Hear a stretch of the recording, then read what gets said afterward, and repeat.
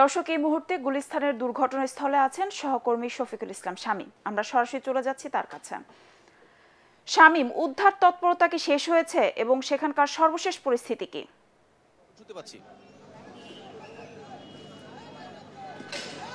মার্জিয়া, আপনারা এরই মধ্যে জেনেছেন যে এই ঘটনায় ফায়ার সার্ভিসের তথ্য মতে 17 জন নিহত হয়েছেন এবং তাদের পরিবারের কাছে তাদের লাশ হস্তান্তর করা হয়েছে এবং তাদের যে তথ্য এখানে যে পরিসংখ্যান দেখানো হচ্ছে তাতে 40 জন আহত দেখানো হচ্ছে। তবে এর বাইরেও অনেকে আহত হয়েছেন, কারণ এখানে আপনারা জানেন যে খুব ব্যস্ততম এলাকা সিদ্দিক বাজার এলাকা। গুলিস্তানের এই পুরো এলাকাটাই ছিল কিন্তু কালকে যেহেতু একটি ব্যস্ততম দিন, সেই কারণে কিন্তু অনেক কর্মজীবী মানুষ তারা কিন্তু কর্মস্থল থেকে বাড়ির উদ্দেশ্যে রওনা হয়েছিলেন এবং সড়কে আপনারা জানেন যে বিভিন্ন ইটের টুকরা, গ্লাস এগুলো পড়ে কিন্তু অনেক আহত হয়েছিলেন এবং সে কারণে অনেক পথযাত্রীও কিন্তু নিহত হয়েছেন। এখানে ভ্যান এবং রিকশার অনেক চালক ছিলেন, আমরা যতটুকু আজকে সকাল থেকে জানতে পেরেছি। আরেকটি বিষয় হচ্ছে যে এখানে এখন পর্যন্ত আমরা যেটা কথা বলে জানতে পেরেছি যে ভিতরে 3-4 জনের মতো হয়তো থাকতে পারেন, কারণ অনেকেই এখনো নিখোঁজ রয়েছেন, তাদের সাথে যোগাযোগ করতে পারেননি তাদের পরিবারের সদস্যরা বা তাদের যারা ব্যবসায়িক যারা সহযোগী রয়েছেন তারা এখনো তাদের সন্ধান পাননি। তো সেক্ষেত্রে সেই বিষয়টি নিয়ে কিন্তু সকাল থেকে ফায়ার সার্ভিস কাজ করছেন এবং যেহেতু এখানে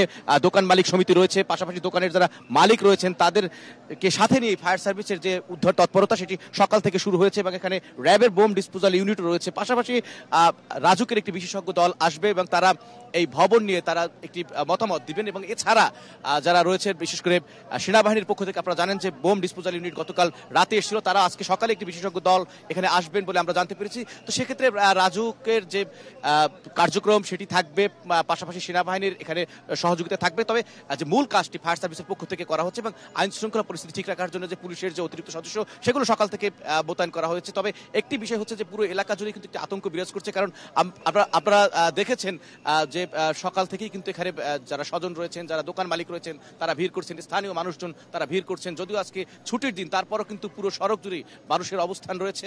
যদিও যান চলাচল এই সড়কে বন্ধ করে অন্য সড়ক দিয়ে বিকল্প পথে যান চলাচলের জন্য ব্যবস্থা করা হয়েছে মেট্রোপলিটন পুলিশের পক্ষ থেকে। তো এই ছিল আমার কাছে এখানকার সবশেষ পরিস্থিতি। শামীম, আপনাকে ধন্যবাদ। দর্শক, আমরা এতক্ষণ সরাসরি যুক্ত ছিলাম গুলিস্তানের দুর্ঘটনাস্থলে।